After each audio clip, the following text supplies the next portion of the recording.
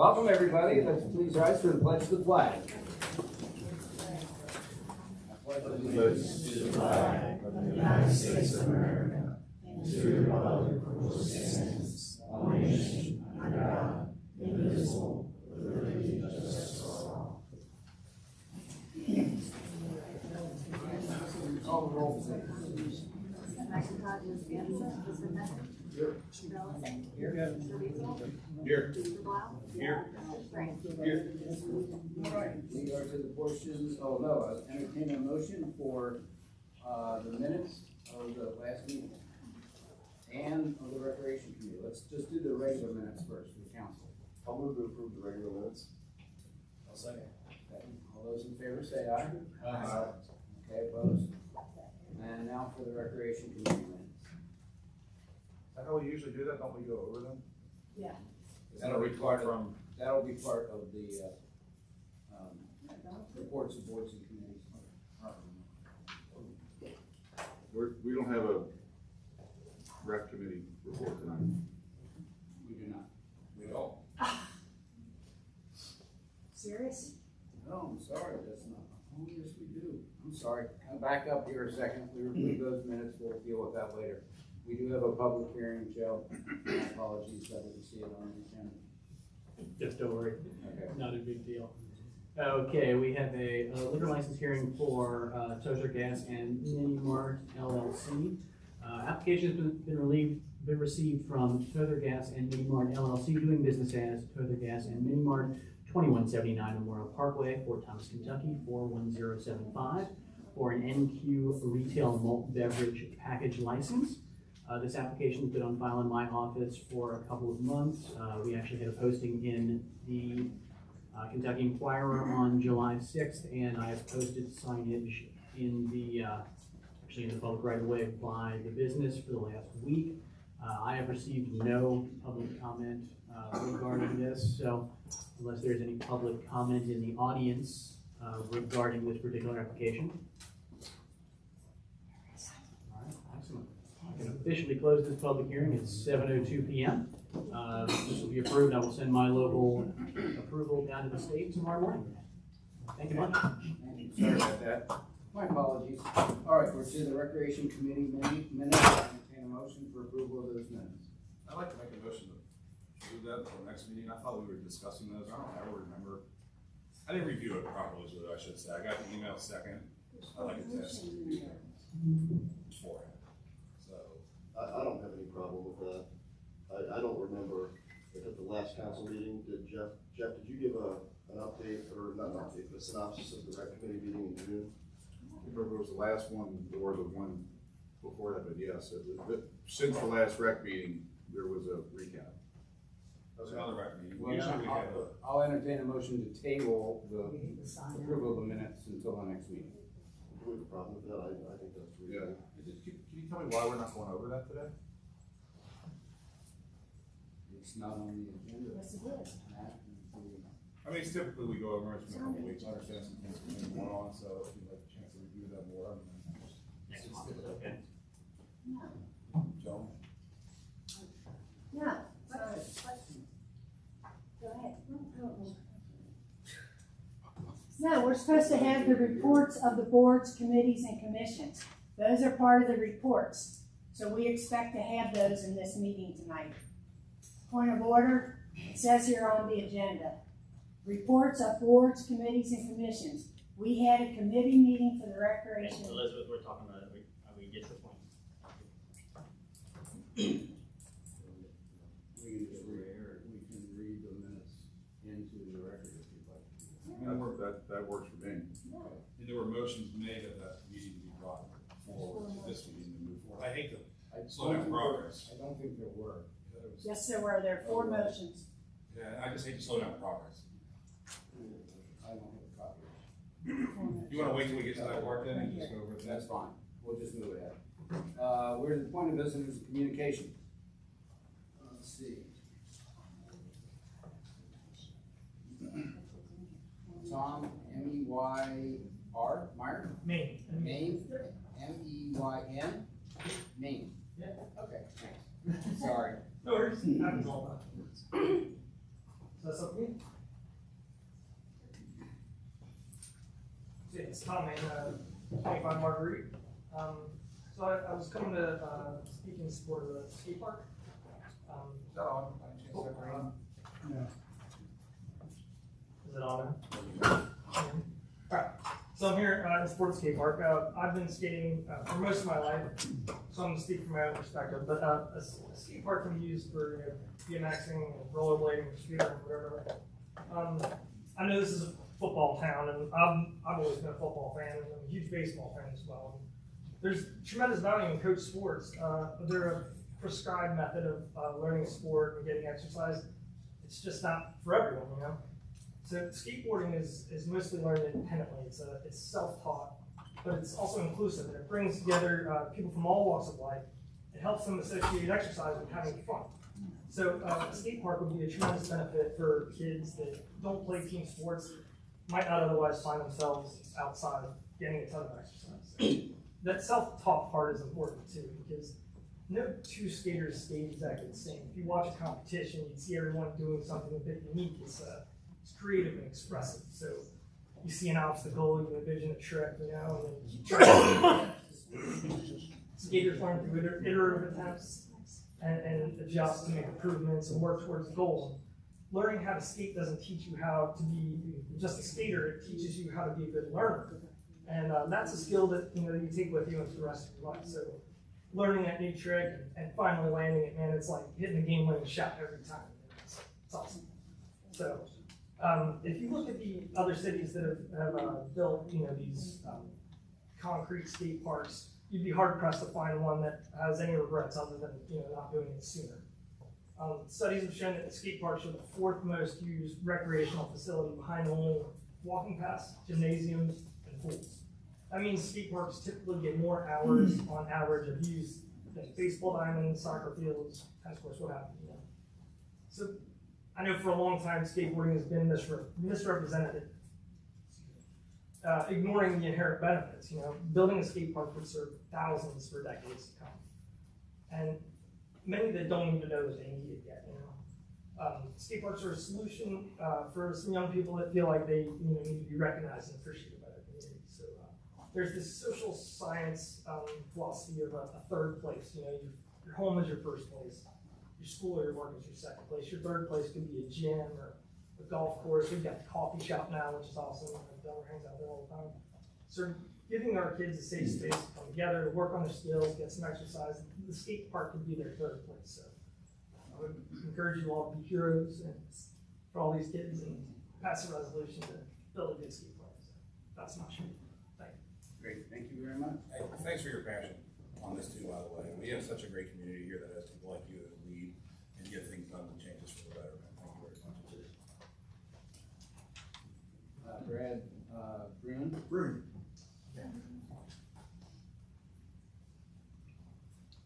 So Brad Bruni, I'm at 35 Walden Lane. I've lived in Fort Thomas my entire life. Went to St. Catherine's, went to Highlands, 2 boys at Highlands. Lived on Carrington Point before Walden Lane. Wanted to come today to express my support for the pickleball courts. And I know there's been discussions for weeks over it, and I thought I should come up and the more voices and faces that you all hear.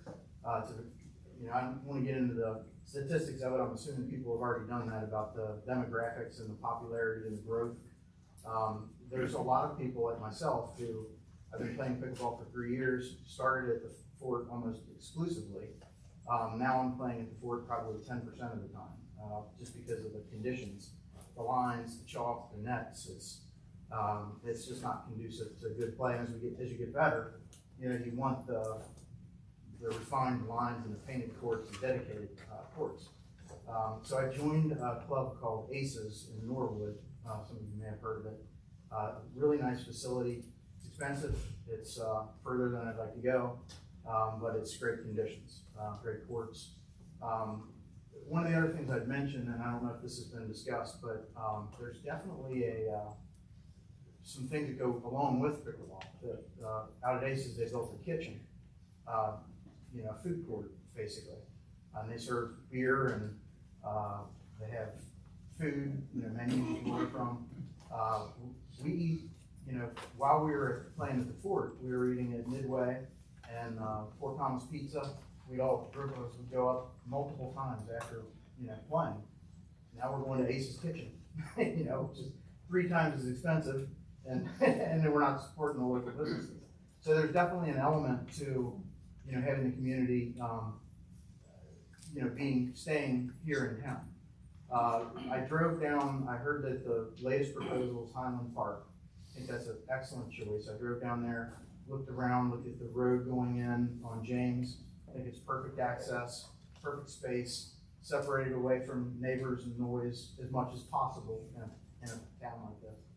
I think that'd be a great place to put 6 dedicated courts. I think that's the number that, really the minimum number that you need. Because one of the things that we struggle with is like Sawyer Point. They have a bunch of courts down there. They're always full. And you drive over to Sawyer Point, you can't get a court, and then you end up not playing. Or driving, from court to court trying to find some place to play. I think six courts is the right number. You're definitely going to have more people like myself who are currently not playing as much at the fort. They still play there, but that are going to come back to the city, as we have nice facilities. That's pretty much it. I would really like to see, I know that there's been discussions, I'd really like to see some step taken in this meeting to, I think, the next appropriate step, if people agree that Highland Park is a potential good option, to get some plans drawn up or get some cost estimates for what it would take to do that. It seems to me like that would be the next best step. I haven't, the first time I've ever talked to a council meeting, so I don't know the etiquette of it, but mostly I wanted to just express my opinion. So I appreciate that. We're definitely interested in pickleball courts, and it's high on our agenda. Roger Knapp.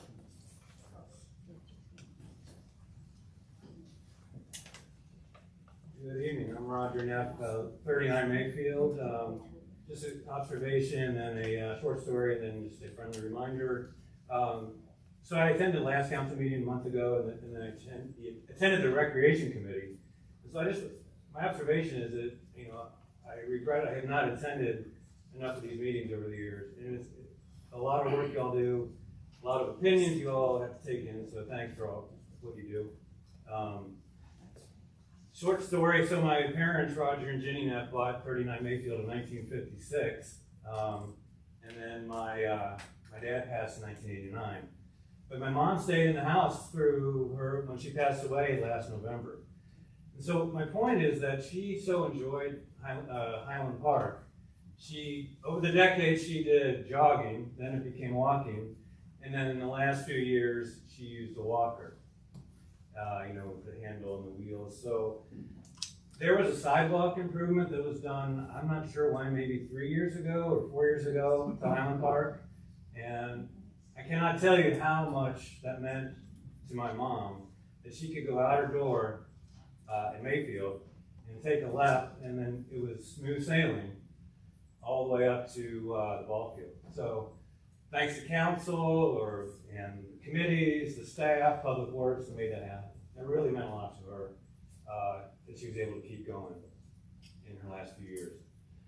So finally, just a friendly reminder that we, the Mayfield residents, are grateful for anything that can be done to improve Mayfield traffic, street access. So thank you so much for what you do. Thank you very much. Appreciate it. All right, Debbie Hamill.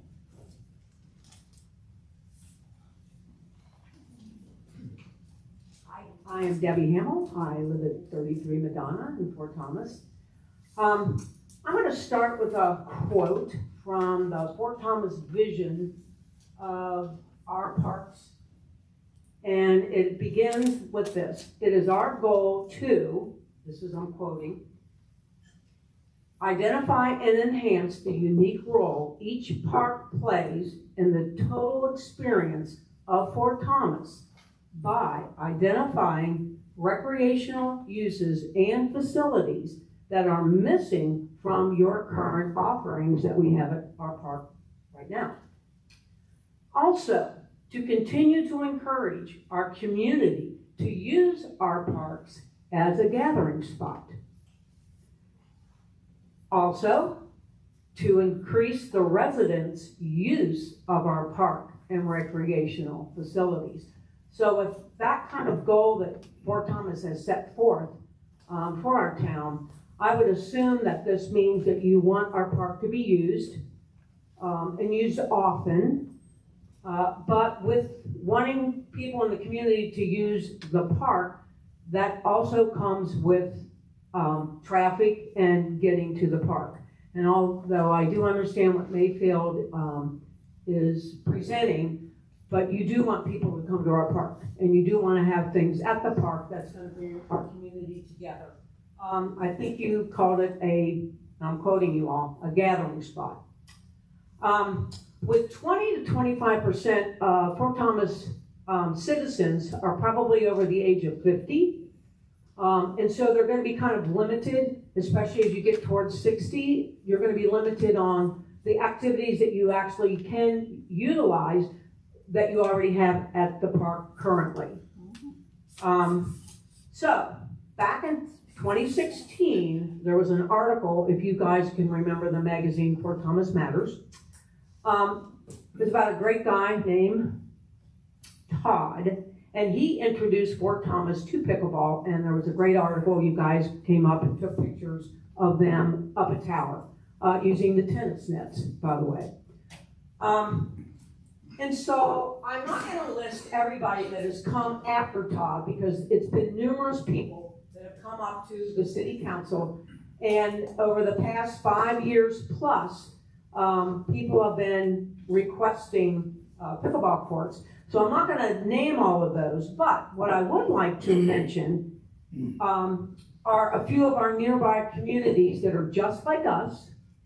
The pickleball family got together. They also went before their city council, just like ours, and they presented information, just like we all have, about pickleball and what the great things that the pickleball can offer to us. So, here's just a few. So we got Northern Kentucky University, also relined their tennis courts, turned it into pickleball courts as well. So they play tennis matches on the college level, and they also have pickleball lines there. Newport has done the same. Wilder took out their sand volleyball court because it was not being utilized, and they put in 2 more pickleball courts, and now they have 4 pickleball courts. Fort Mitchell completely demolished their tennis court area and completely put in brand new tennis courts and pickleball courts. They now have 8 pickleball courts in Fort Mitchell at their park. This is their local park. And then Cold Spring, you might have read, had just broke ground for pickleball courts out there as well. So as you can see, this can be kind of frustrating when you see other communities just like us, where their city council actually acts and does something about a big majority of your citizens who would like to continue to exercise, work out, and do things outside. What we are asking for is a minimum of 6, 8 would be preferable, dedicated pickleball courts. We would like Highland Park. We would be using the James Avenue entrance. There would be no reason to even go down Mayfield whatsoever. We've got people that are in their 80s, they're not going to go down Mayfield, walk all the way down to the pickleball courts. So we would be using Mayfield, so it would be 0 added traffic to Mayfield. We could have tournaments and leagues. We normally have had a Labor Day tournament here in Fort Thomas where we all get together, we volunteer our time to put on the Fort Thomas Recreational Department pickleball tournament and on Labor Day weekend. We probably will not be able to do that this year. We're not sure because of having to line, and I forgot to bring my chalk. I brought it with me. Every time it rains, we have to line, get on the ground, remeasure, reline, everything with a piece of kids' chalk. Once again, we are asking for dedicated pickleball courts. We would love to have the space at the bottom of James Avenue at Highland Park. It would not add any kind of traffic to Mayfield whatsoever. And thank you. All right, Elizabeth Allegheny. I defer until the end, please. Rich Gagline. I defer to the end, please. Dennis Montpellier. I will be so.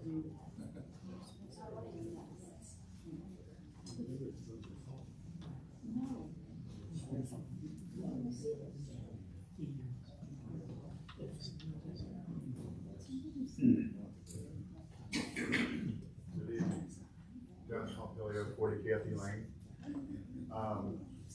Before I get into my main subject matter, I want to thank the city for putting on that fantastic 4th of July parade and the events of the 4th. That was great. Even if there was a election year, kept some of the candidates down to a minimum overall, but that was good. The main thing I was here for is I'm representing 101 residents, 53 homeowners. We assigned a letter delivered to you all last night in opposition to a connector road from James Avenue to Mayfield Avenue that was discussed at the Parks and Recreation Committee on June 21st. Our residents met, and the people here, we have met on June 29th, and just last night, on the 16th, to collectively unify around this cause. We have become increasingly frustrated to have to continue to engage on this issue with each new council that is formed, and the conclusions that are always the same, dating back to 2018, when the comprehensive plan was adopted. We believe that that proposal, as outlined in the comprehensive plan, or any version of that plan, would not only be financially and logistically not viable, but there are many alternatives that would like council to consider first. We sympathize with the residents of Mayfield simply because we also, with high levels of traffic on a daily basis, considering Moyer School, the swim club, it congregates and comes into Kathy Lane and Madonna, and it's pretty much of a mess, but they do the best they can. Not to make this an us versus them argument, but a connector road unnecessarily diverts traffic to our cross section and directly onto our streets. We believe that if council is intentional about the type of amenities at the lower fill area and provides enough parking and wayfinding to support that amenity, users will use James Avenue to access it, not Mayfield. I will not go on long about this because you have all received our correspondence, so you know how we feel. I would like council to show some leadership and decisiveness on this particular issue. Please direct staff to stop investigating this road connector. No more drawings, no more engineering studies, no more bids, spending money when I don't think it's really necessary. Get control of scheduling of existing ballpark amenities, such as the baseball field. I was advised that the city does not actually control the use of the baseball field. It's almost controlled by a private group of people, which I'm kind of blown away by that. Please be intentional about what amenities are placed at the lower area of Highland Park so that they are finite in nature. Let's not try to cram a lot of things going down there. As we've already heard, pickleball is the main topic of the night. And it's great that I've seen some drawings, it makes sense. There's enough interest in it. And when you have a finite number of courts down there, you don't have a whole lot of traffic. So you shouldn't have to worry about needing a connector road. And please note, it's outlined in the comprehensive plan that the regional park in Fort Thomas is Howard Park, not Highland Park. It's a neighborhood park, when you can and you should be considering moving amenities out of Highland Park and distributing them to other parks in the area, such as the dog park. Now, I know Carlisle Park is several years away, but as far as I'm concerned, that one might be an ideal place to put the dog park. And that would also alleviate traffic coming in through Mayfield and helping the people, residents on Mayfield. I appreciate your time. Thank you very much. Thank you. Joan Ferris.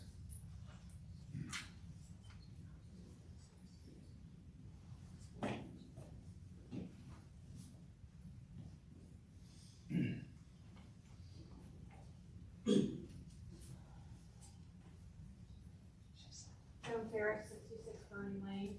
I was hoping that this would be a follow-up to someone else, but I did not want to defer. So I will speak. It might not make as much sense.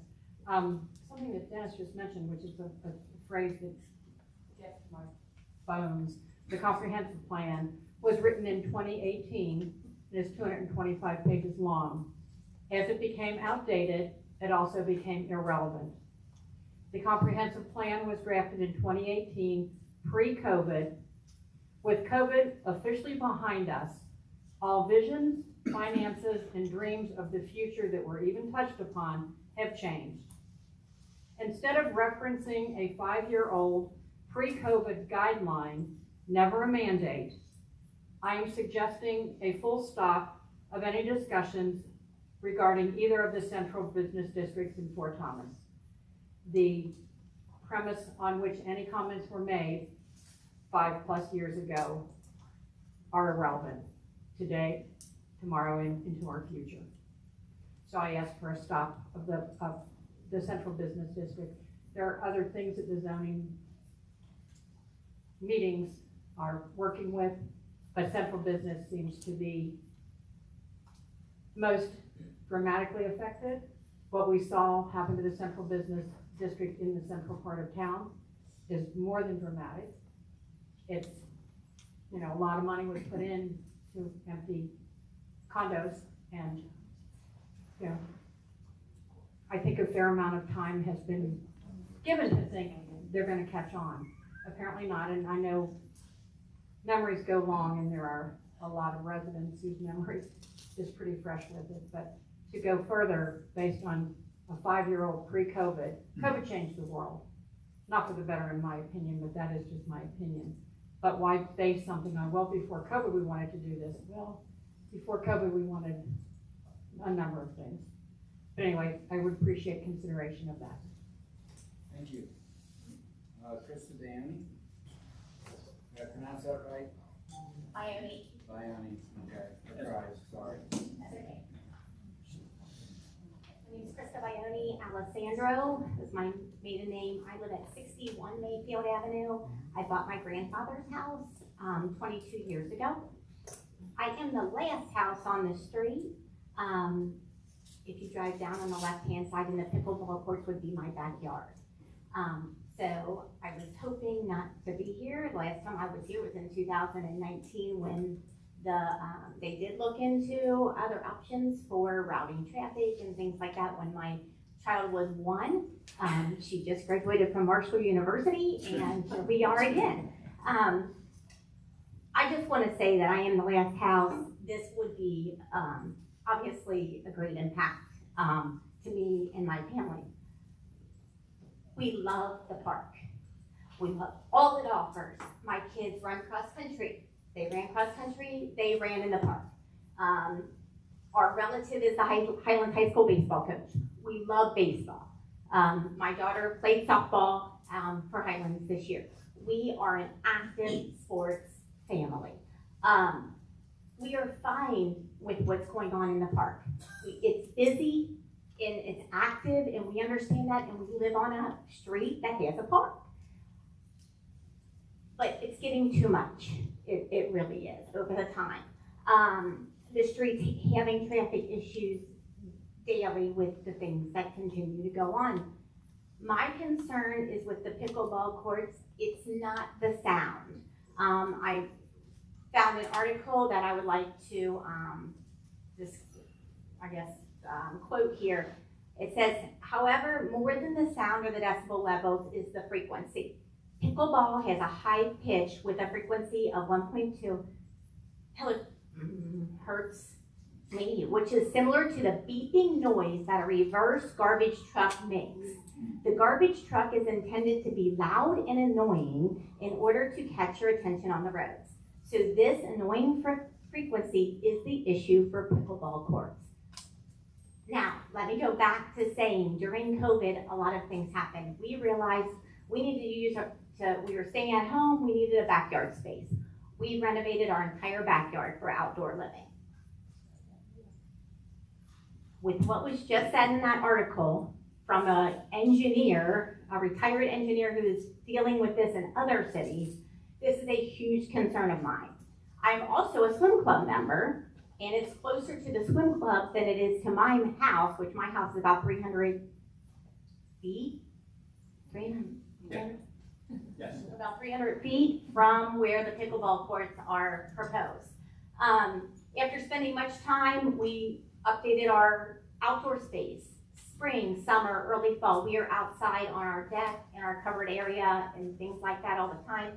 And just with them describing that sound, I just can't imagine being outside and hearing that. And now I didn't even realize there were going to be 6 of them. So now I'm multiplying that by 6. If this was your property and you're paying the taxes and you're living in this house for 22 years, imagine sitting on your porch. That's all I'm asking. I'm not opposed to pickleball courts. I don't play, but I'm not opposed to them. I'm just opposed to them at Highland Park, which is a residential park. Thank you for your time. Thank you.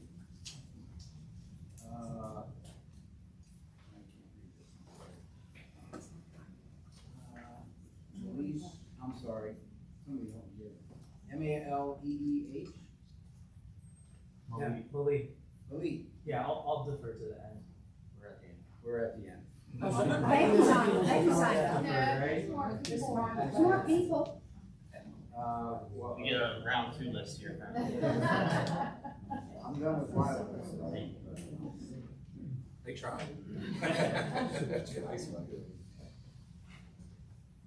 Good evening, everybody. As you can imagine, I'm here to talk about zoning tonight. Imagine that. But I'm really excited to hear so many voices from Fort Thomas coming forward to talk to you about different issues that affect our city and about the nuances that are with every single one of those issues, and certainly zoning is one of those. But tonight I'm addressing you with consideration to the rezoning effort and a comprehensive plan, but only the zoning portion of the comprehensive plan. As Joe mentioned, it's 225 pages, so I've only read the part of the zoning portion of that, so I'm only here to talk to you about it tonight. Sharon McKnight, back in May, in her very nice way that she comes and talks to you guys, asked that you pause the zoning, rezoning efforts until City Council and the Planning Commission and the Design Review Board could be adequately trained in historical preservation vis-a-vis our ordinances regarding the same. To me, that only made perfect sense.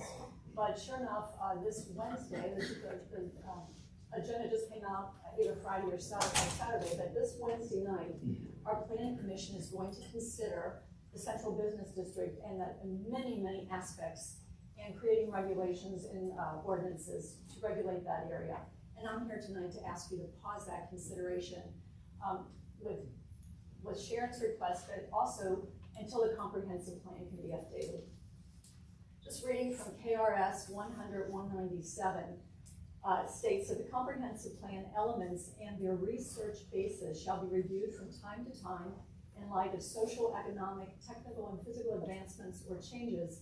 At least once every 5 years, the Commission shall amend or re-adopt the plan elements. It should not be necessary to conduct a comprehensive review of the research done at the time of the original adoption when the Commission finds that the original research is still valid. In reviewing the comprehensive plan, I was actually shocked by the lack of evidence, the basis that forms any basis at all for the rezoning effort and the rezoning portion of that. As a matter of fact, the evidence that is there is contrary to the goals and the objectives in the zoning portion of the comprehensive plan. I was excited to see in the comprehensive plan, there's a lot in there about stuff we've been talking to you guys about for 18 months.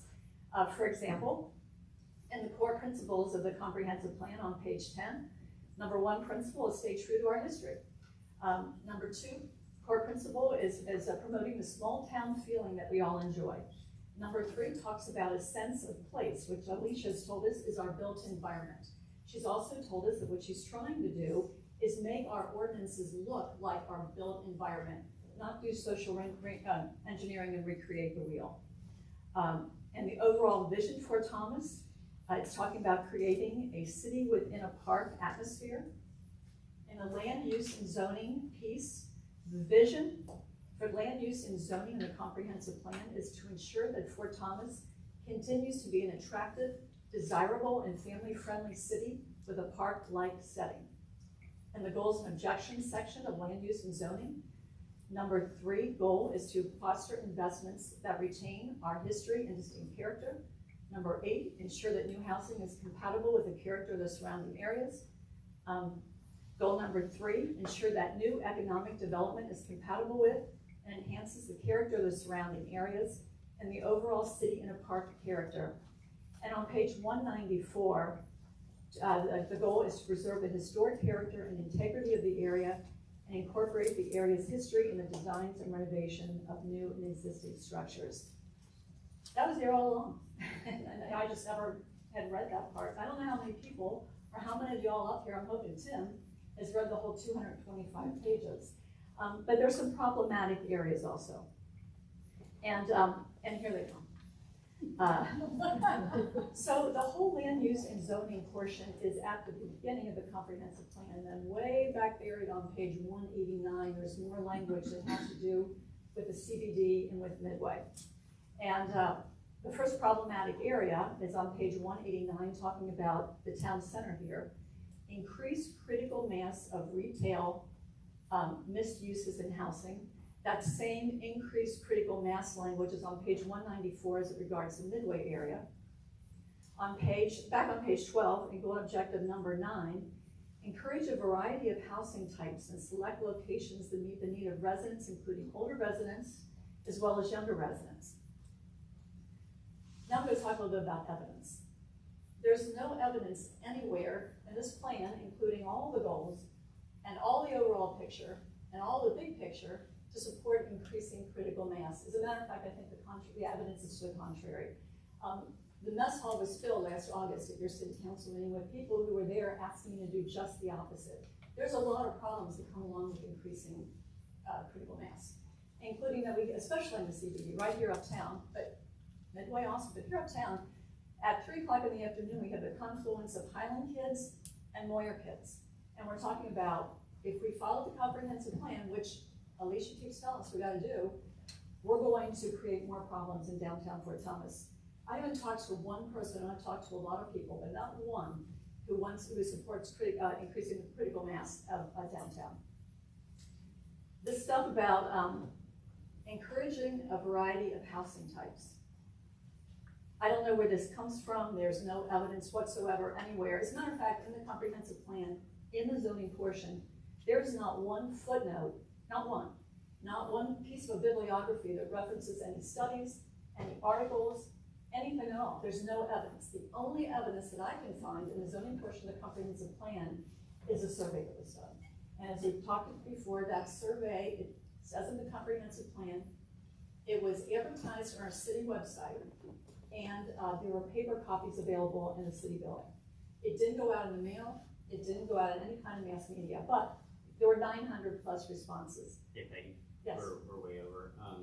I did want to meet with you and Absolutely. Sharon, so I think a lot of the stuff that we can cover in a meeting together so we can lay it out. Well, that's fine, but my point here tonight is I would really hope that we table the discussion in the Central Business District and Planning Commission on Wednesday, and so we can go through and figure out what's real and what's not real, because at that survey you did, 99.93% of the people that answered that survey did not want new housing types other than new single-family homes. But we have, so Wednesday night, they're gonna talk about the CBD. Wednesday night, Lisa's gonna say, well, in your comprehensive plan, it says this, or in your comprehensive plan, it says that. I think that these need to be struck from the comprehensive plan in their entirety. There's no evidence to support them, and the evidence is contrary to that. Thank you. So that's what I asked for you tonight. All Oh, actually, one more. I wanna follow up with that there real quick. So they're supposed to revisit that every 5 years, correct? The comprehensive plan, that's this year. I don't wanna, Peggy and I disagree on this pausing, because I think we've made a lot of good progress on some things that we need to move forward on to make things done. But I think Joan makes even a better point that we are a different atmosphere than we were 5 years ago. Those 2 years that we took off has really accelerated the way people do business and do things in town, in the world these days, you know? So, how does that work when we revisit? Do we vote to revisit it? Because I don't wanna slow things down, I don't wanna pause things, but I wanna have us all get together, go over that, and see where we are and start getting some more engagement on how we've changed. And that's, you know, we discussed internally the comprehensive plan, but I reached out to Peggy and Sharon because they both have very strong opinions about it. They do? Yeah. I'd like to meet with them and just kind of get a good overview of what points, because we're not going to do a full overview. And we're not going to let we get an I agree with that. But I do think we need to focus on a couple areas, and we can focus on a couple areas every year, but I want to kind of get with them and get their feeling to see if there's any kind of matching up and what we can do. So. Does that satisfy you guys? Well, it does, except my concern is Wednesday night, so here when they. So, Peggy, it's just a discussion. I mean, there was going to be no decision made. I understand that, Matt, but. Well, we say that all the time, but you act like Wednesday changes the zoning. There was still lots of discussion. This is a first time that they're going to really take a look at that. Then there's going to be more discussion in phase 3, and then council gets to view. So Okay, I don't think we need to. Yeah, I don't think we need to slow down any kind of discussion. But discussing it is not going to hurt anything. If anything, it'll bring up more ideas and more questions that we might have to address. Well, so Matt, respectfully, you haven't been at any of those meetings, so I'll just ask the people who have been. We've got Alicia there saying, do you want this, yes or no? Do you want this, yes or no? Do you want this, yes or no? So Wednesday night, if she gets up and says, hey, do you want row houses going all the way down the east side of Fort Thomas Avenue? It's gonna be yes or no. And maybe at some point, I know at some point it will come before you, but there'll be a first reading and a second reading. We won't have much time to talk. There absolutely will be a lot more time than that. Okay. We are not going to be doing a first reading and a second reading. In Perfect. fact, when we do all these readings, we're going to be breaking it down into sections. It will not be done in 2 months. I appreciate that. Unfortunately. The meetings For on me. Wednesdays are very interactive. I mean, we make people wait until the end because it just flows better that way. But they're very interactive. I think the commission is very interested in definitely your feedback and Jones and other people's. And so I think it is a very important process to keep going. But it's great that you're involved in. Let's not forget, they need our votes to change Well, this, yeah, right? and So you guys we are just trying stand to get between us Thomas. and what the future for Thomas looks like, and we've all talked about that before. But one other thing I want to bring up, the city plan, the comprehensive plan is absolutely full, and I mean full, of community engagement. You know, we need community engagement. The city's not going to accept it if we don't have community engagement. And you know, when I look back, as I've said before, at the minutes of one Highland, there's one person after another, after another, after another saying, we don't want this, we don't want this, we don't want this. There were some that said they did, but the majority was we didn't, and we counted. So I would just ask that when we do, look at the community plan, you and I can meet first, and as I've told you before, Matt, I will volunteer to do anything for the city, anything. And I'll be glad to work on this. But I would encourage city council to have at least one, if not more, town halls to listen to what people really do want the city to look like. I mean, you've heard from a few people, but I'll just say, Alicia has said over and over and over again that all the meetings she's had at the coffee, you know, people have said they want to keep things the way they are, they want historical preservation. So I would just put that on your plate, please go buy our comprehensive plan and have community engagement when it comes to the rewrite of the comprehensive plan. Thank you. Thank you.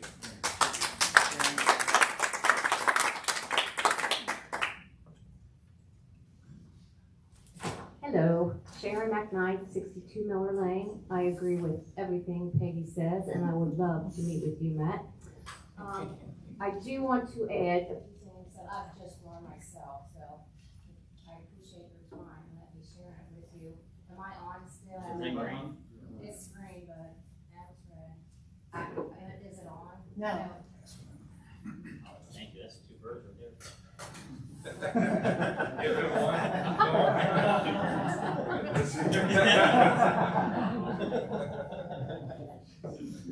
Testing, okay.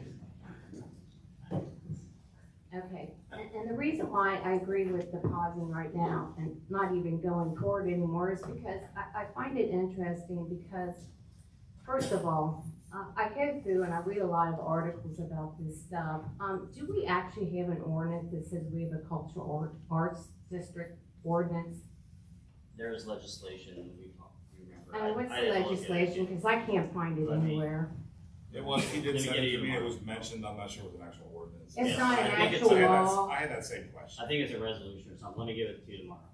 Oh, really? I have, Okay, that would be great. I have an email with. I will be around to, if you can email it to me. Okay. Okay, so that brings me on to, the actual law we do have, which is the local historic district. And I find it interesting because I'm in the process of selling my mom's condo, and there's this disclosure, and it asks you specifically, you know, is this located in a historic district? You have to disclose that legally, right? So when you're having these people come in and buying these properties in this area, is that disclosed to them? Because a lot of these people that come up to the design review board do not seem like they're aware that it's a historic district, but they're more aware of a cultural arts district. Now, I attend these meetings, and that's what's happening. So the good point about pausing it is if you tell them legally, this is a historic district, and there's laws that you have to abide by. I think that would save you from maybe lawsuits or something. I think that's a big deal, don't you?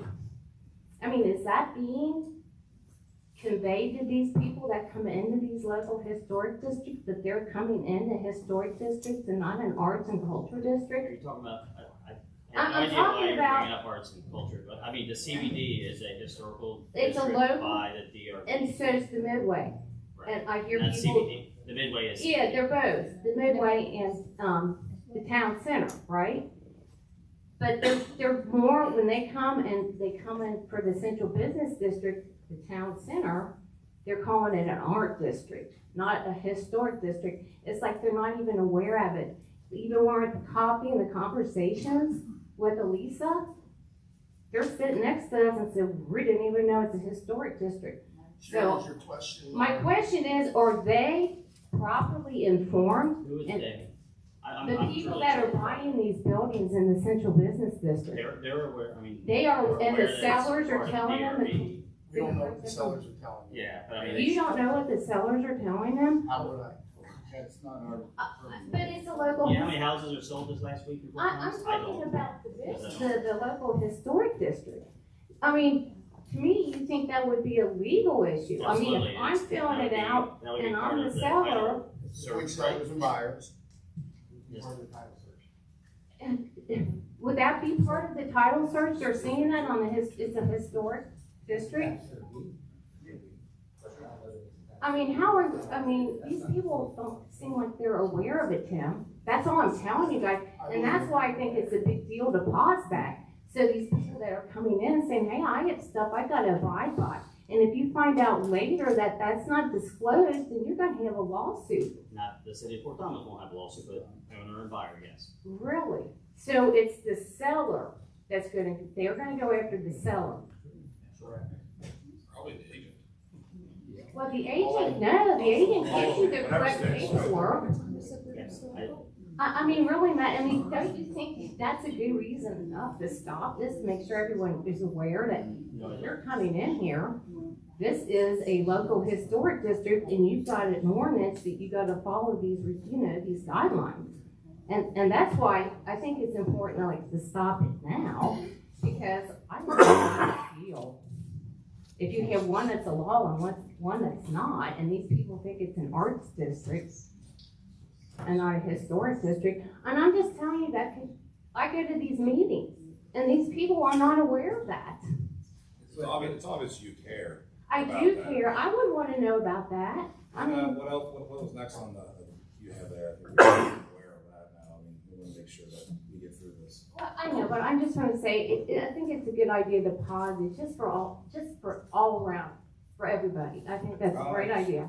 Thank you. All right? All right. Thank you. Okay, I had a couple of people deferred.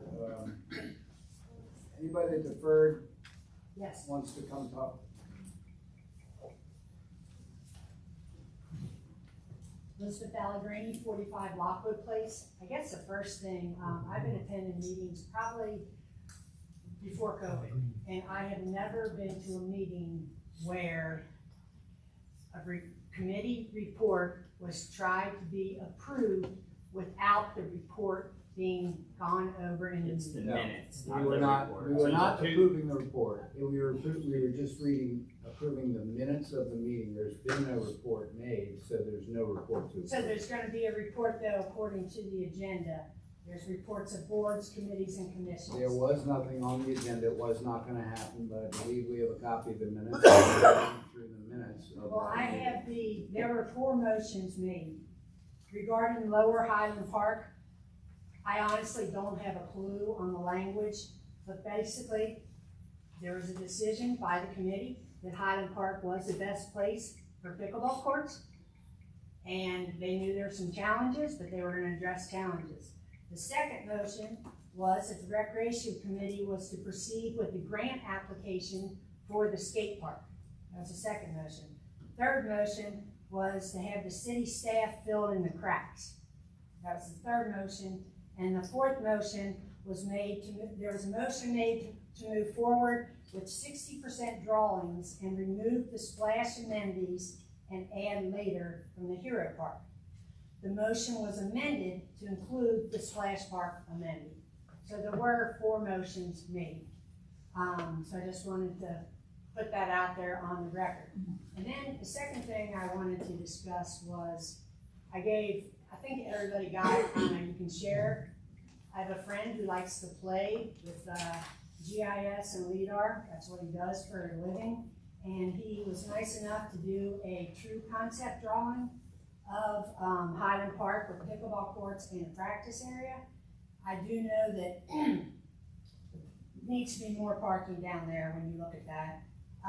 If you'll notice, there's a north up in the upper left-hand corner, and that is how the pickleball courts need to be treated. And this can be moved around, but we need to keep that true north for the orientation.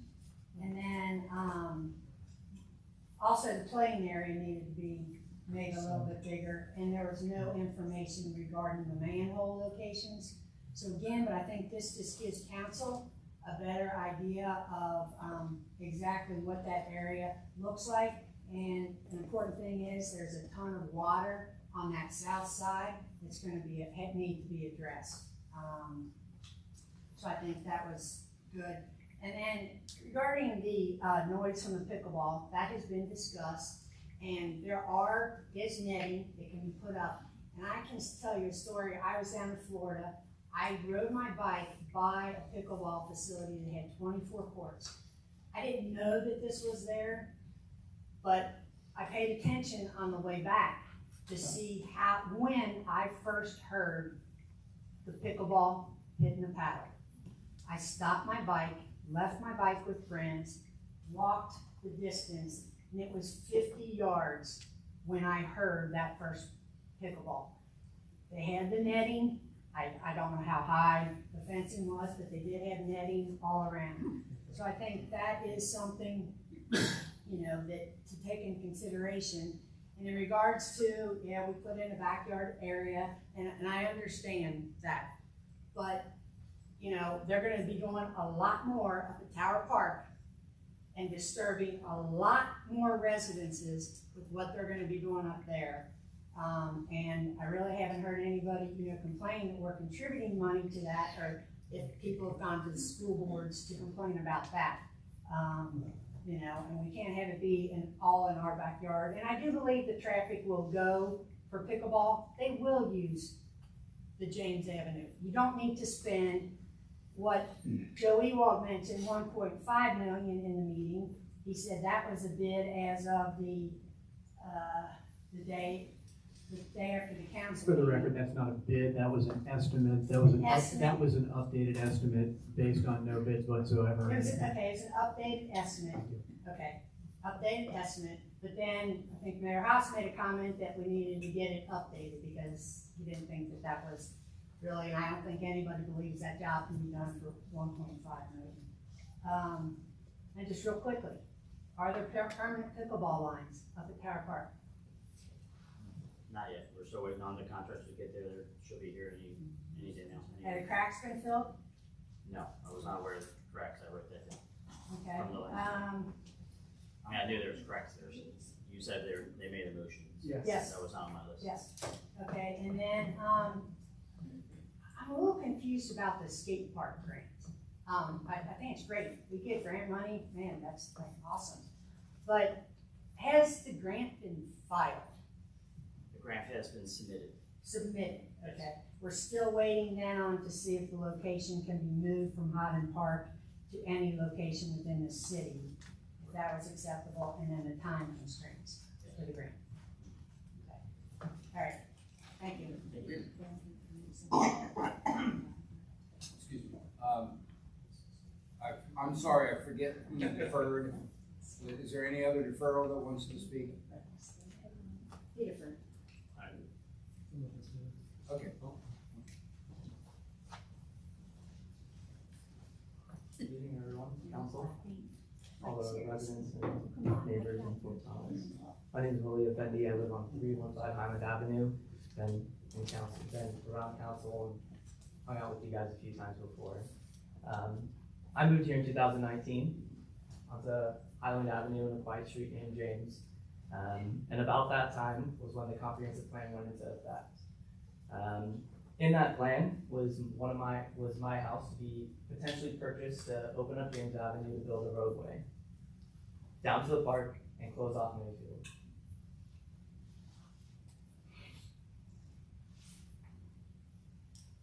At that point, I started getting involved in meetings a little bit more, just to keep a close eye on what was going on. And I just want to give a brief overview of that. In 2021, I attended a Parks and Recreation Committee meeting where we discussed the James Avenue to Mayfield connector, and that was determined to be off the table at that time. In March 1st, 2021, 2 years ago. In October 18th, 2021, I went to another Parks meeting and was told once again that this connector was off the table.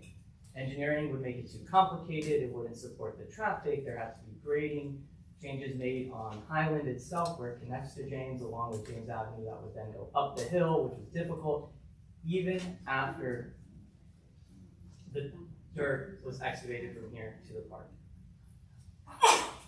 I then attended another meeting in December 20th of 2021, where we once again talked about lower fill. No mention of the connector at that meeting. And then once again in 2022, so I attended almost a year and a half of meetings. It was determined that the connector is not happening, told by a council member here tonight. It was then almost 1 year later, from August 15th to June 21st, where this most recent meeting of the parks discussed connecting the roadways again. Secretly, creatively, behind everyone, kind of not talking about minutes today, etc. I think that creates a lot of frustration in the groups of people that we have here tonight who are here, passionately filled, willing to discuss options. I am part of that group of 101 residents that has once again spoken our minds tonight and sent all of you letters to let you know how we feel about this project. We should move forward and get something down in Highland. Let's make it an awesome park. Let's celebrate Fort Thomas, but let's do it in a way, let's move forward. Let's make everyone happy. Thank you. All right, thank you all very much. We're finished with business communications moving ahead with the agenda. We are down to reports of boards, committees, and commissions. How do you want to handle this? Do you want to give a report of that meeting, or do you want to defer to next month, or do you just want to read the minutes? Yeah, we'll just read the minutes because that's basically what the report would be. Okay. And it does cover the motions that were already discussed. Okay. A special meeting of the Recreation Committee of council was called for order 9 a.m. on Wednesday, June 21st, 2023. Members present include Mayor Eric Kost, Chairman Jeff Beazold, Andy Ellison, Eric Strange, and other council members in attendance were Adam Blau, Ben Hendry. Staff members attended, including Joe Ewald and Melissa Beckett. First topic point was the Highland Hills pickleball concept. A basic concept of pickleball courts, a soccer practice field, and a parking lot what it would look like at Highland Park were presented to the committee. Discussion included parking, access from James, and screening to cut down noise from the proposed amenities. The city is looking at 3 options for pickleball locations. The first option is a dual court at Tower Park for tennis and pickleball that will be permanently lined for both sports and new pickleball nets. This was approved at a previous meeting. The second option was Lower Highland, which will need grading work and core samples prior to construction. The third option is Carlisle Park, where the water drainage issue will need to be addressed prior to any consideration of amenities on that site. Mr. Ellison feels the city should begin moving forward with working out an agreement with Fort Thomas Swim Club with a land swap to allow access to Lower Highland Park and alleviate some traffic off of Mayfield Avenue. The committee would like to set up temporary pickleball courts to get an idea of how much noise it will produce down on Lower Highland. A motion was made by Mr. Beazold and seconded by Mr. Ellison to retain Lower Highland Hills Park as a primary location for pickleball courts and have staff address and cover all viable variables set forth with the Recreation Committee. Traffic access and the possible rerouting of James Avenue will be addressed by a different committee of council at a later date. So I do want to address the rerouting of James. I could be wrong, but I don't remember talking about the connection point at that meeting. The rerouting as a connector, rerouting as redoing and rerouting the paper street that's in front of the swim club that Councilman Nelson brought up was discussed, but not making that a permanent or the primary access point to Highland Park. Was that, am I wrong there? Did I miss something during that meeting? The mayor suggested. I think where that probably came from is a 2005 drawing was based on that, and that was probably. And that's what was shown on the screen. So if anybody's gonna infer that that's what was happening, it was probably because of the drawing. Well, I mean, we actually discussed what the cost would be, so to say it wasn't brought up would be, we knew the money, the dollar amount, and had drawings here, so I don't know. I don't think we do the specific money, because I was a part of that initial conversation, and I remember specifically, and I talked to a couple of people in the hall here, but it was.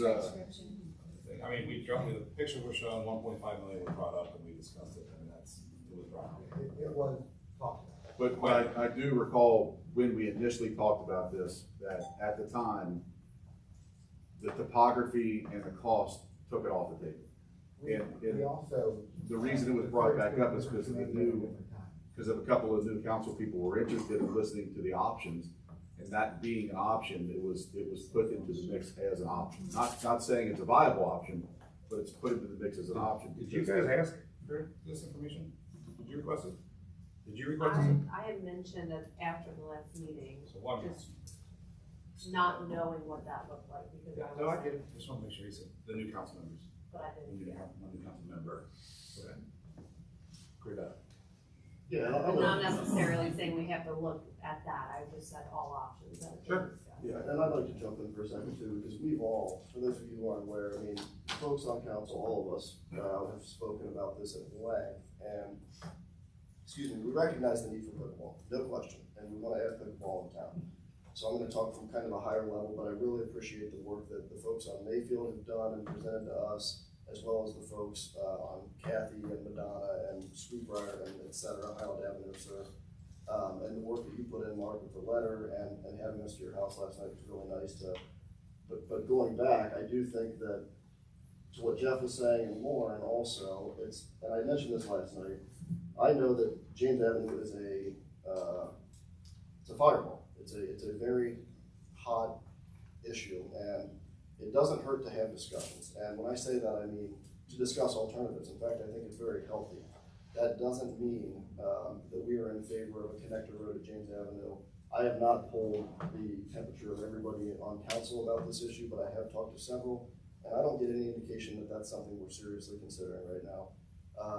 The big issue is, and I've talked to a few people again, I'm speaking for myself, but we recognize the issue on Mayfield with traffic, and I said this last night, and I've said this before, and I really believe that before we're willing to add amenities at Highland Park, whether it's skate park or pickleball, we need to seriously consider how we can positively impact the traffic situation on Mayfield, how we can alleviate some of that traffic. And we've all been in discussion just in the last couple of days. I mean, this is something we've been talking about a lot in the last couple of days, and it's because of you all. It's because you brought it, you're very passionate, and you've shared both sides. And I don't want to ramble too much, but along those lines, I want to thank Mark too, because I think that he and I swapped a couple messages last night. He shared that, I don't want to make this, sorry to call you out, Mark. I don't want to make this an us versus them thing. That's not what it is. We're really looking for a collaborative solution that everybody can agree with. I couldn't agree more. I think as a council, that's what we're going to work for, and we're going to work with you all for that. And the only other thing I'd say is I'm optimistic that we can come up with one. And it's not a James Avenue connector road. We can add pickleball down at Highland Park potentially. We're certainly going to look into it as best we can, but before we do, we need to do the best we can to alleviate the traffic on Mayfield. And I think there are ways that we've discussed, at least on the surface, and we're trying to get creative about it. And I'm very optimistic that can happen. So it's a great feeling. And lastly, we brought up Carlisle Park, and we talked about it at the Parks and Rec meeting.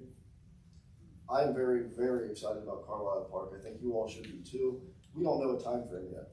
And I'm not saying that we need to wait to put pickleball at Carlisle Park. What I am saying is that, I showed it with the mayor this morning, we want to do everything we can to try and get an updated, approximate timeline on what are we looking at Carlisle Park to be able to begin adding amenities there, because that's just a blessing for our community, and we have a lot of options there too. So it's just, all in all, it's something to be excited about. But I just want to share that's kind of how I feel the temperature of council, and certainly for myself, about pickleball and about James Avenue.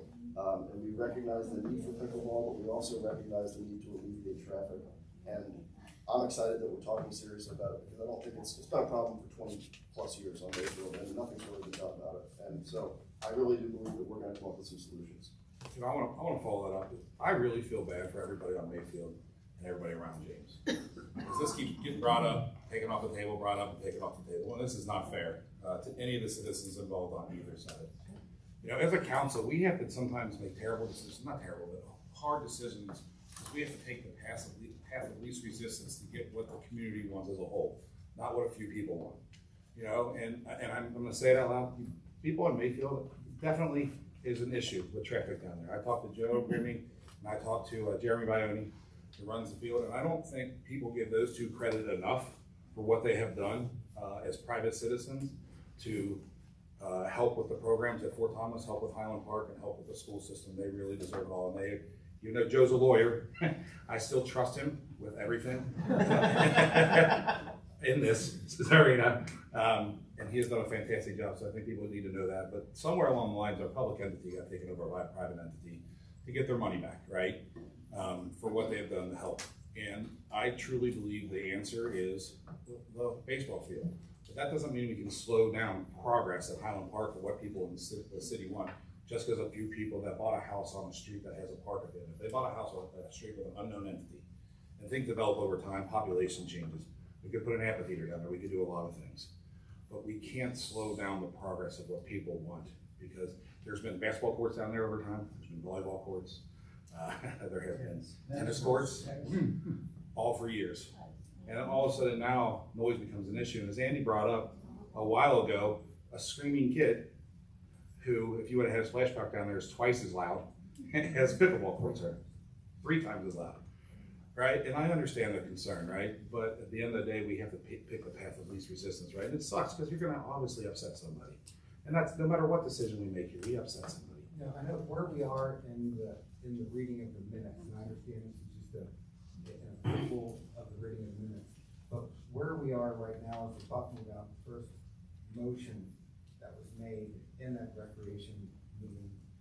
And I would like to, and it's the first motion, as you said, Jeff, just before, was that it was made by you and seconded by myself to retain Lower Highland Hills Park as a primary location for pickleball.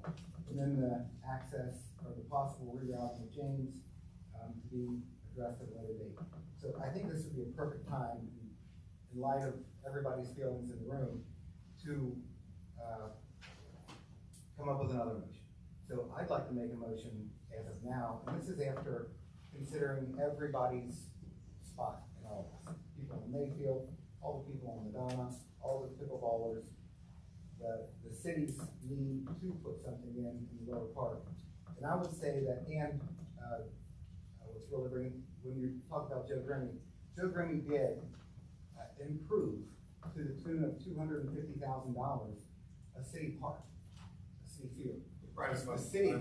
The city owns that park. Joe Grimmy and his investors do not own that park. So I believe that the traffic that has caused people on Mayfield to boil over is due to the need for Joe to repay these investors, and he had to rent out the field to all these tournaments. So you've got all these different tournaments. So as of right now, just to take a step back, I talked to Joe today about this. Joe has paid back the investors $185,000 of the $250,000 that they lent. So there is a principal balance of $65,000 left. So I asked Joe what he thought about this, and this is the motion, to pay for the city to pay off the principal balance, not interest, just the principal balance of $65,000 to those investors. Interest on that debt would be paid out of that organization's assets or future sign income. So they have signs on the outfield fence. I would propose that that field that gets the income into an escrow account that would go to maintenance and future capital improvements to that field and that field only. So that would mean that there were no future maintenance costs from the city. This group has already done this for the baseball, out of love of baseball, that's it. I believe that Joe did this just out of love of baseball. So with that, 0 outside baseball tournaments, 0, nothing. The only thing that could go there is Highlands baseball and our city's youth baseball. That's it. Joe is excited about that. Can the citizens use it? Is there a lock on the gates? Yeah, I would It's say. locked up. You can't go in it for over a year. It's a city park. The citizens would be able to use it. There you go. It'd be a city park. It's city owned. I do believe that you probably should still make sure you register that with Parks and Rec first, let them know that you're using it, because it's. I can't go up there and toss some money. So number 2. It's like the mess hall, you can't go inside there without.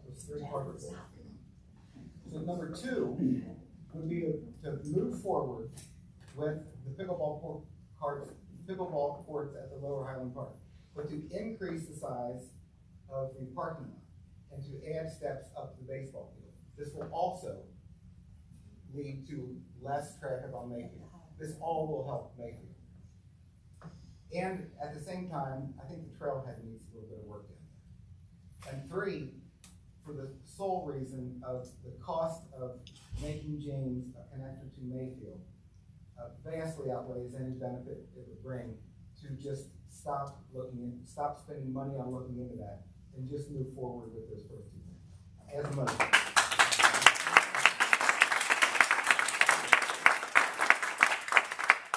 One thing I'd say, I think Andy's ideas are excellent. I would ask that we hold off on the motion until maybe next month, and the reason being, I just saw some of the details when we started the meeting, and I don't know if everyone else at council has seen it. $65,000 isn't a small amount of money. I don't mean to vote on it right now. I mean this motion is to direct the city staff to begin doing it. Oh, I'm okay with that. I don't think we can slow this down, I think we need to keep moving forward. No, I'm fine with that. Why I we're misunderstood. why we're talking about it, I think that's a Yeah, great. we're not voting on it, we're directing staff to give us something to vote on. Yeah, let me kind of clarify the situation with, motions in here are just motions of the committee. They are not actions of council. That requires a report from the committee to come to council and an actual motion to be made at the council meeting for everybody to be able to discuss. And depending on if we're spending money or not, it may have to have 2 readings, all those things. Okay. But this is the motions that were made from the committee, which is perfectly right. I mean, that's the way to do it.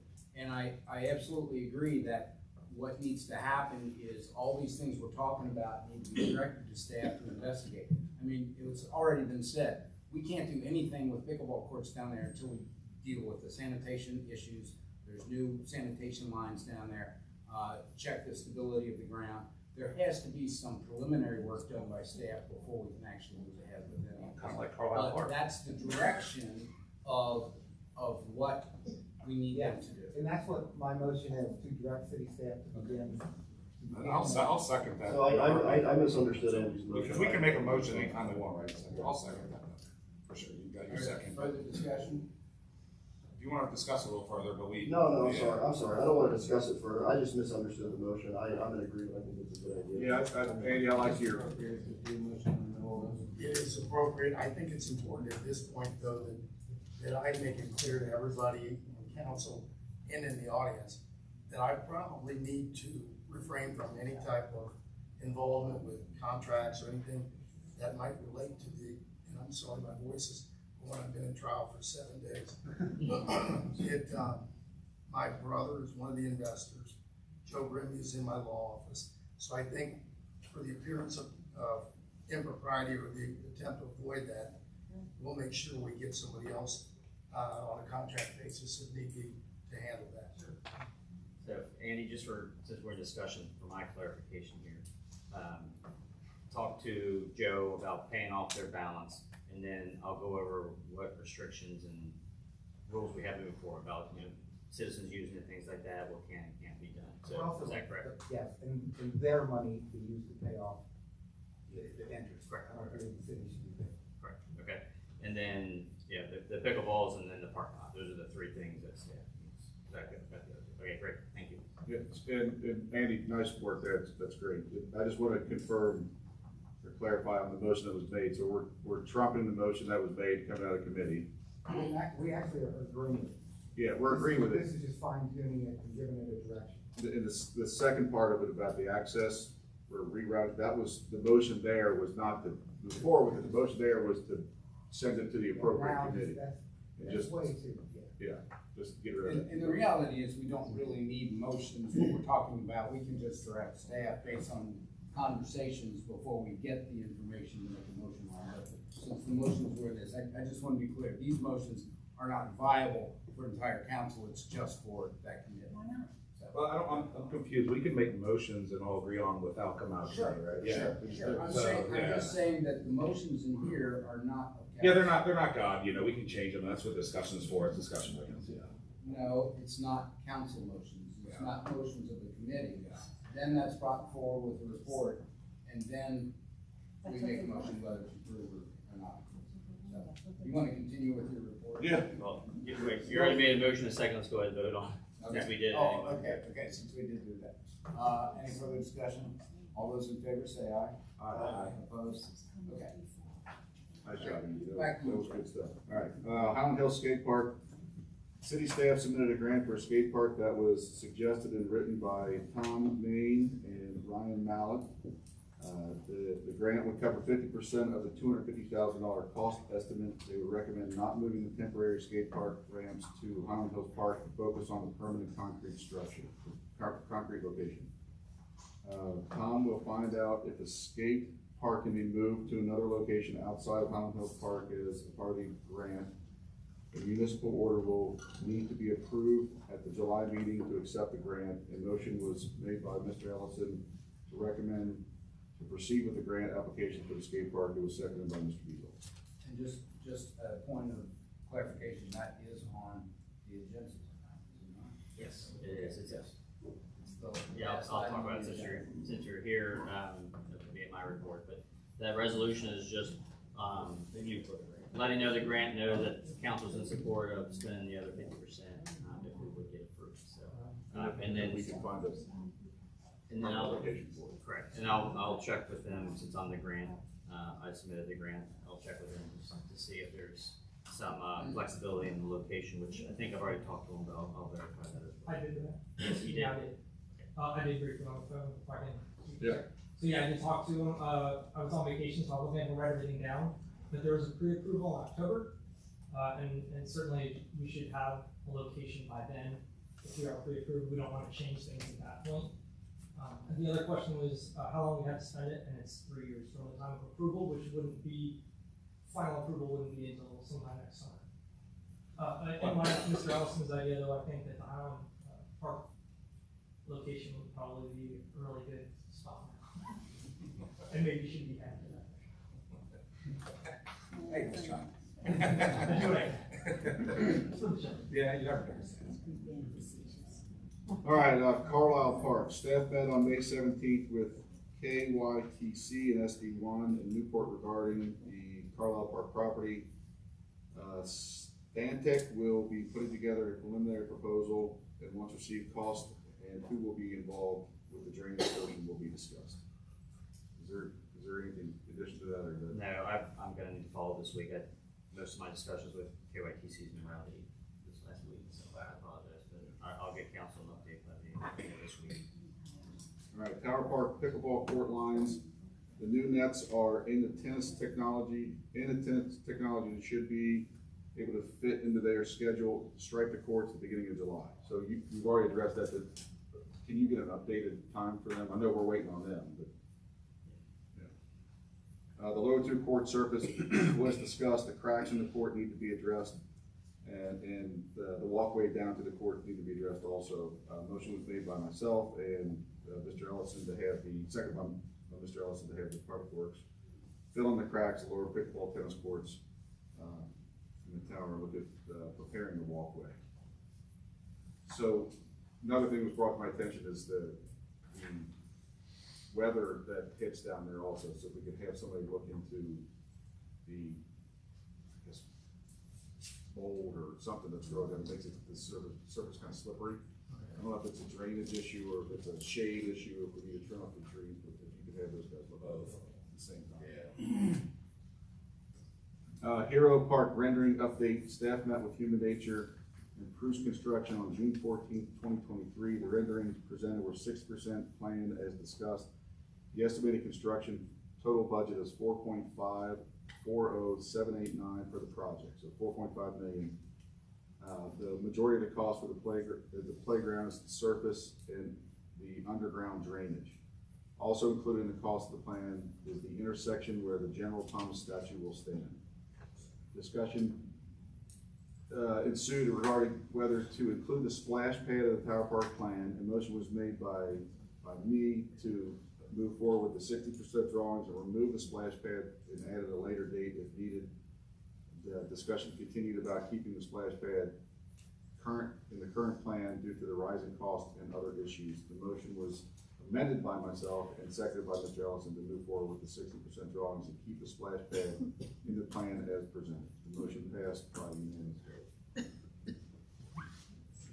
Does that mean that because of this, the city's going to move forward with the bid process on this to see where we are? We're not doing construction on this, process going by. Is that what that means when you enter the minutes, or does a motion need to be made? It needs to be a motion made. I mean, again, these are recommendations from from the committees. So the committees, if they want to continue with that, need to make that motion at the council. Was that the only one that was overlooked? Has everything else been? A motion was made. Yeah, we got a motion on Highland, the grant and talk. The grant, yeah, that'll be done later, right? Pickleball, again, those I don't need motions. I just. The Tower Park one doesn't need to be a motion, does it? Because that was already discussed. I don't think so. Yeah. I got the direction from council. That's all that's really important. That was There's no spending money or anything other than what we this know. Hero Park renderings, I know me and you talked for a little bit today, and you know I was flabbergasted by that number, and talking to you, and the major cost being the surface of this. And after you talked, you reminded me, thank you for this, but the real benefit to that surface. It's just the amount of time that he can use it, with the amount of pieces that can use it, with all types of needs and abilities. It is a tough number to swallow, to be honest with you, but I don't know how everybody else feels about at least going forward and see what the real numbers are. These are just estimates from CT right at this point, or from you guys? This is an actual bid. No, they're actually from Bruce Construction. That's actually where they came from. It's an estimate, it's not a bid, so the next step will be moving it to a bid process and see what actual numbers come back for the full project. How does everybody feel about taking it to the next step? I mean, it's a lot of money. Right? I mean, the farther we can. Yeah. Cost anything for what? It doesn't cost us anything to have to be bid. No, the only cost is already in the budget to continue with that process. As Matt just said, we're continuing with that process. Jeff, did you want to make a motion on this? He's already continued. Yeah, we're good. We don't need to make a motion? No, We're gonna go ahead and put it out for bid then? Yes, Okay. we're continuing the I just wanna make motion sure, to yeah. be when we stop. Oh, you're gonna continue until we tell you? No. There's money in the budget you've approved to continue the project, so. Update on the Tower Park softball complex. The bathroom tie-in has been complete and the park is fully functional. Trees will be planted in the fall and a few finishing touches will be completed prior to the naming ceremony. That's it. I do have a piece of information to add to the softball complex. We probably should have taken the high. What? In the two directions, a little bit further, to get baseballs through. Oh. So, Steroids. Can we, That's gotta be steroids. Can we add to the fencing that's there? Is that a possibility? I think we should look into it. Yeah, I'll have staff take a look at it, get at least an estimate. One more section on either side, I think. There was, I just want to say this, I discussed this briefly with Matt today, just for a second about, Tower Park used to be the baseball field for Highland Park. We have great amenities up there. I'm not saying it should be, it's got lights, it's got a lot of facilities, it's got a bathroom, it's got seating, parking. At some point, if we decide that they want to move up there, at some point, I'm just saying in the future, I think the outfield is too short for them, correct? Am I wrong to think that the outfield's too short? So in order to fix that problem, we would need high fences like they do in Boston, right? So I think when we look into protecting the houses around it, just for future's sake, we actually look into making sure the fences are viable for regulation baseball at the same time. So that, just in case in the future, or anybody, is anybody else? Well, I mean, you may have misunderstood. The fencing has already been put in, and Yes. that was done with the redesign of the softball Sure. field. It just, now that people are living there and people are playing on the softball field, they're finding that two houses are getting hit on both sides.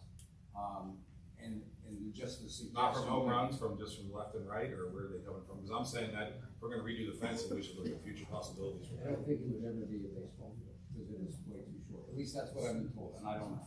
I've just been told that it would always be softball, because there's none of that. That's what came out of when it was being redesigned, that it would not be baseball. Right. They fixed that problem in Boston. And the fencing was done, it's just adding two more sections. That's, look into it, see what's gonna cost, if it can be done, if it's gonna solve the problem, I don't know. People ask. Did your daughter's house get hit yet? No, she's fine. So I mean, would that make sense though? I mean, if they fix it in Boston, they can hit tall walls, I'm still not understanding why we can't look at it. I don't understand why you keep saying Boston, because I have no idea what you're talking The about. green wall in the back of Boston, so they have a tall wall because the field's short. Oh, well, look, I mean, that's all future stuff, I think it's. Yeah, I mean, if we're gonna do something, we're spending money. I'm not saying it would ever happen, but why not if it's there? You could also probably turn. Yeah, we would just. So now that Jeff has thoroughly read the minutes of the meeting, I will entertain a motion to approve the minutes of the Recreation Committee meeting. I'll make that motion to approve. Is there a second? Okay, all those in favor, please say aye. Aye. Good, so we got that done. All right, we are down to reports of officers. Fire Department will report. Chief, take it away. Thanks, Mayor, but I really don't have anything to add to my report. I'll entertain any questions. Everything went okay with fireworks and all that, no problem? Fireworks went okay. We've been quite busy though. We've had a fire, we've had a pretty bad accident on the expressway. I'd like to request I was walking in the parade this year, I had my dog with me, And he decided to stop in the middle of the parade right next to the city building. If we can get some bags right there, that would be great. A lovely young lady came out and saved the day with me for that. So just for fire department or something. That would be nice. I'll entertain a motion from the fire department report. Move approval. Is there a second? Second. Any other questions or discussion? All those in favor say aye. Aye. Opposed? Thank you. Receiving file, right? Yes, move to receive and file, yes. Police department report. Thanks, Mayor. I also like to echo the chief on July 4th. We had no major safety issues. We did have a heck of a crowd for the fireworks, larger than in years past. And took a long time to empty the park. It was a great crowd, but we did not have any major issues. Our area, Newport, Fort Thomas, surrounding cities have been hit with catalytic converter thefts over the past 2 months. For someone to steal a catalytic converter, they would have to get underneath your car, cut your exhaust system, and take away a portion of your exhaust system. So we had several in one night and none since, but it's just worth mentioning if you see anyone late at night underneath your car, just call 911. Call 911. We're happy to come out and check out what they're doing. You don't have to approach anyone. And then lastly, we have our Citizens Police Academy starting this fall. The application is on our website. I believe applications are due August 18th. You can find that under the police tab. And that's all I have. I like to follow that up with 2 things. My nephew just got his catalytic converter stolen at his house. It took less than 60 seconds. They are in and out in no time whatsoever. It just happened like 2 months ago. My brother was out of town. He called me, what do I do? Scared.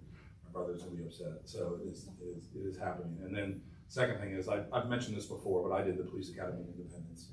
And it was a fantastic, it was 8 weeks, is that what it is? Once a week? Ours is gonna be 10. 10, okay. Maybe a couple extra Saturdays. Yeah, and your ride-alongs, the drills, it really gives you a great perspective on what they deal with. I think we all think we know, but we really don't. And it makes you appreciate them even more than I already did. And I think if anybody has a chance or time to sign up, it is well worth it. It is incredible to see and hear from them. Thank you. All right, entertain a motion.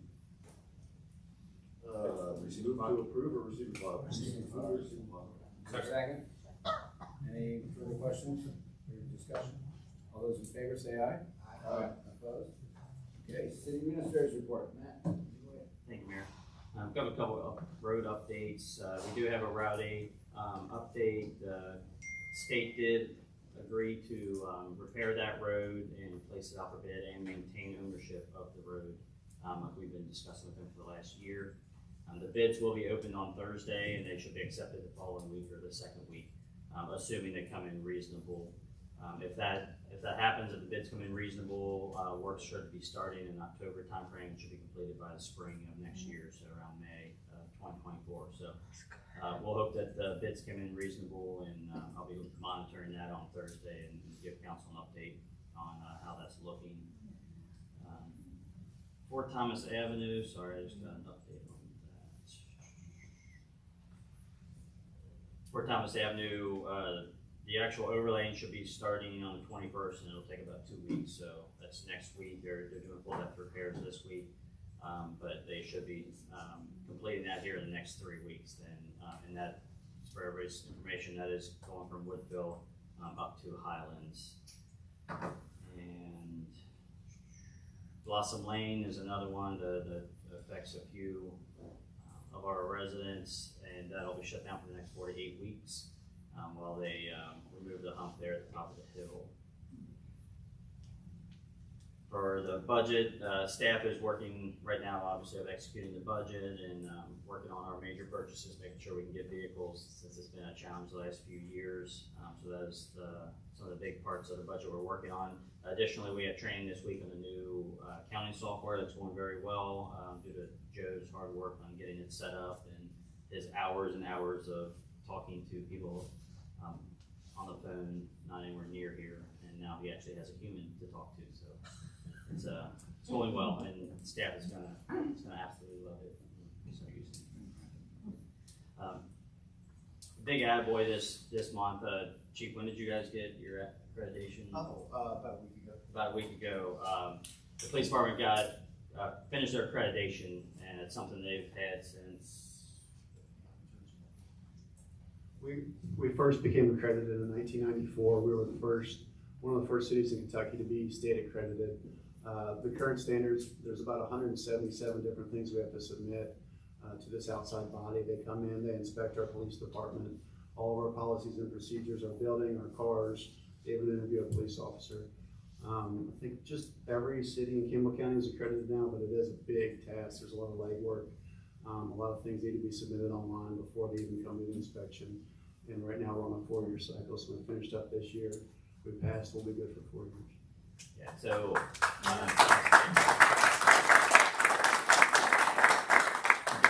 it's a lot of work. It's a lot of, I mean, PD as a whole is working on this. They've got patrolmen and leadership alike all working on this. I've read through their policies when they were submitted, and I was really hoping to catch them on something because I do a lot of research, and just as my police days, I know a lot about it. And I'm telling you, I was extremely impressed. I mean, those policies were just tight as I've ever seen. Most of my stuff was grammar just to show them I read it. But it was just, you know, the critical policies are obviously something the mayor and I are always going to be paying attention to. Your pursuit, your anything hands-on with suspects, arrests, things like that. And the policies here, you know, I've only been here a little over a year now, but all the policies here are 100% appropriate to what they should be now. And I can tell you from experience that not everybody in Kentucky is that advanced. So they've done an incredible job on these policies. So it's definitely something we need to bring up and make sure, you know, how many hours is put into that, and they'll get started here in a few months to be working on it before years from now, because it takes that long. Matt, I just want to say something about accreditation. It is a real harrowing process. It is very, very difficult, but it's awesome because it forces you to review everything you're doing, and it makes the police department even greater. And a lot of different businesses go through the accreditation process. So when you see somebody's accredited, that means a heck of a lot, because it takes a lot of work. It's a lot of self-reflection, a lot of what are we doing right, what are we doing wrong, where can we make improvements. And I'm just so excited that you all got it again, and I appreciate all the work you put into it. It's magnificent, seriously. Sorry for that. No, you're fine. We had a couple big scenes this last couple weeks. We've had a structure fire that, you know, both PD and fire had to respond to. Obviously, fire to put it out and then PD to investigate. We also had a fatal this week on 471, and you know, just for council's awareness, you know, we talk about this all the time. We hear it and we feel sorry for everybody that's involved, but to really understand what the police and fire go through when they go to these scenes, you know, it's not just a fatal. I mean, they're actually witnessing everything on the scene, and it's very traumatizing. And you know, if you follow mental health issues for officers and firemen that put a whole career on this, it's important to pay attention to this. And I can tell you, I'm always the one that's bothering chiefs to say, hey, are we checking on the guys? And the answer is always yes. I mean, and then I talk to, you know, the leadership down the lines, and they are checking on them, making sure that they're okay. But when we see fatal on the news, you understand what our employees are going through. They're actually having to be there taking pictures. I mean, the crime scene people taking pictures, it's not from afar. It is right up close. It is traumatizing to be able to see this kind of thing, things that humans should not be seeing. So I really want to bring it up to council, you know, and the citizens, that these guys do an amazing job. You wouldn't know it, but they carry these things with them. You know, this week they're never going to forget that. I can tell you from experience, they're always going to relive that. It's going to challenge some people for the rest of their lives. It's going to challenge some people for a year or two. But it's something that we really just need to pay attention to and understand why, you know, they are in hazard duty. It's not just because they might get injured in a fire or get shot. They have to deal with things that humans shouldn't have to deal with.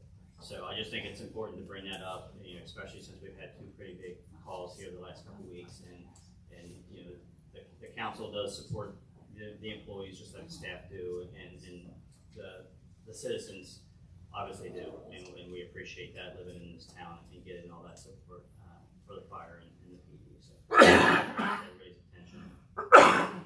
We've had a lot of events over the last month. You know, we've had three in the Fort, which was very successful with over 70 vendors. We've had Kentucky Symphony Orchestra, which had a very high attendance, and vendor sales were much higher than years before. As was stated earlier, the 4th of July event was excellent. We had over 85 participants in the parade, which is one of the highest without having an election year. Most of the vendors there sold out. The bands were great, and it had to have been the largest crowd we've seen in many years. So, kudos to all the staff that put that together. Again, Fire PD are always there helping out. Luckily, we had a very tame crowd this year, and everybody had a really good time. So, and our 2 head volunteers there, Linda and Charlie, what a parade. I don't think I've ever seen it so dense, and I walked a lot of these, and it was well ran and smooth and quick this year. Yeah, it's much better, and they were always monitoring that. But those are the people that do the parade are our volunteers, and they deal with everything that we hear up, the complaints, just like we do, and they do an awesome job on it. Merchant music is coming up in September. We've got 3 90s bands this year: Sister Hazel, Tonic, and Vertical Horizon. It's going to be a lot different, just because we do have 3 pretty good bands all together. But the staff was able to get those on the same budget we had last year, which was incredible. I didn't think they were going to pull that off, but it's going to be a really good show this year, and I'm looking forward to that as well. The last thing I had was the legislation, which we've already talked about. So if anyone's questions, that's all I have. Excellent, thanks. All right, we're down to old business. We have no old business or new business. I'd like to discuss a couple things for new business. Actually, just one thing. First, I want to say to those people in Mayfield who have been dealing with this, I don't want you to think we're taking it lightly. I really think that the answer is the baseball program there. I mean, they were doing 5 tournaments a day, 4 days a week on weekends. And I talked to Ken at length yesterday, and please give us a chance. We're not going to end the programs they're doing right now. It's going to take time. We're not going to end what they have been working on so hard and achieving. So you're still going to have to, unfortunately, deal with it for a couple more months, maybe a few more months. Then it's going to slowly taper down. When it does taper down, I used this analogy yesterday. I might not say it correctly, but I'm going to say, I've been a Bengals fan my whole life. They were terrible for the last 30 years. And now we're Super Bowl contenders every year, and I truly believe that. But when they start losing, I think they're not coming back, right? So when you guys have a bad day down there and there's a lot of traffic, don't take it like it's been the last 30 years. Please take it for what it is, and remember that the last couple of weeks that it was slower.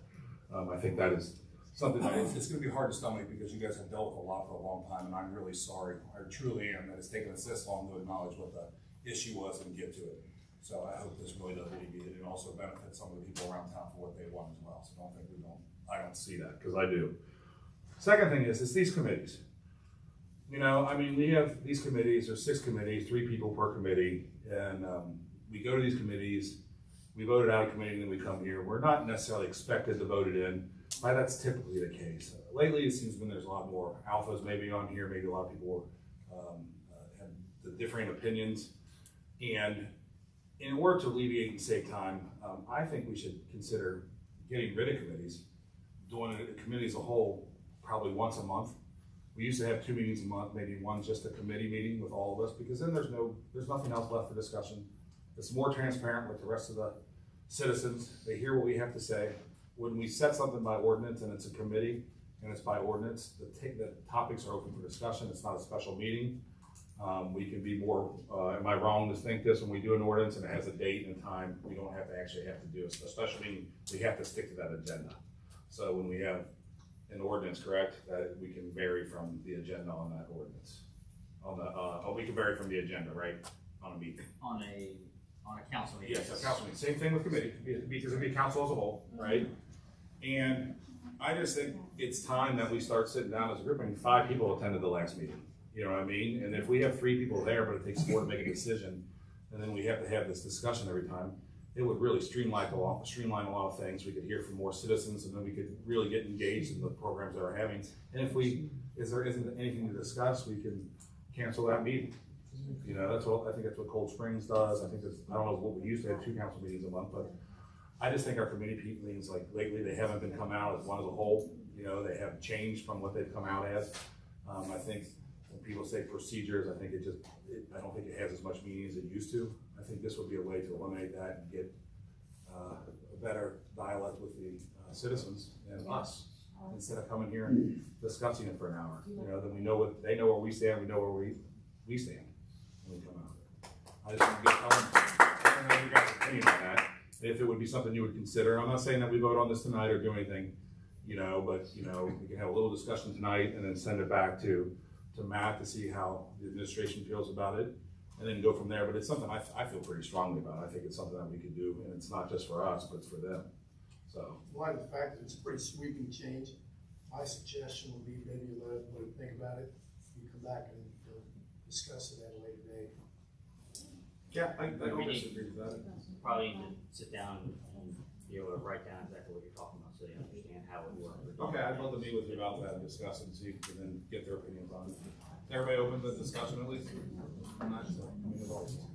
Adam, I have a question about the community conversation, because generally the community speaks in the beginning and isn't encouraged to do what I'm doing right now. I think when I start hashing things out with Matt, we'll get to that point, but I definitely think if we had a second meeting person, I think there should be more community engagement. It'll also give you time to engage with us prior to the city council meeting as well too. So I think there's just definitely some. As long as we don't have to. What's that? As long as we, meaning the community, doesn't have to give the comments in the beginning before the discussion. I don't know how that works. There's always gonna be a caveat to everything. Well, that's So, a big one. Yeah. To comment on what we haven't heard. All right, thank you. I agree. I'll set up something with Matt. All right, Finance Committee report on disbursements. Report of disbursements, June 15th through July 14th, 2023. General fund, $282,628.97. Public Works KDOT fund, $34,356.22. CPD revitalization, $93,206.07. Waste fees, $102,359.21. Police and Fire Pension Fund, $1,853.12. Total, $514,403.59. We, the undersigned members of the Finance Committee, recommend that warrants numbered 13147 through 13311 be approved and the treasurer be authorized to issue checks for their payment. Mr. Fender, chairperson. Mr. Beazle, member. Mr. Strange, member. That's a motion. Is it received and filed? Concur the recommendation. Perfect. Roll call vote, please. Mrs. McIntosh? Aye. Mr. Fender? Aye. Mr. Ellison? Aye. Mr. Beazle? Aye. Mr. Blau? Aye. Mr. Strange? All right, ordinance, resolutions, and orders. And you've got the resolution. Yes, sir.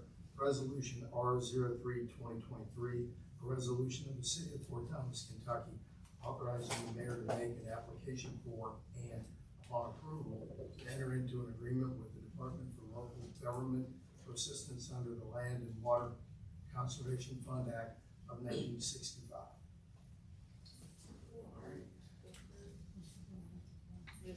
Second.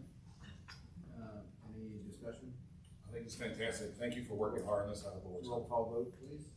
Mrs. McIntosh? Aye. Mr. Fender? Aye. Mr. Ellison? Aye. Mr. Beazle? Aye. Mr. Blau? Aye. Mr. Strange? All right. Thank you all very much for your input tonight. It's very much appreciated. We've got a lot of work to do. Appreciate you being here. I'll entertain a motion for adjournment. All those in favor? Is there a second? Second. All those in favor say aye. We are adjourned. Thank you all very much. No, I'm not.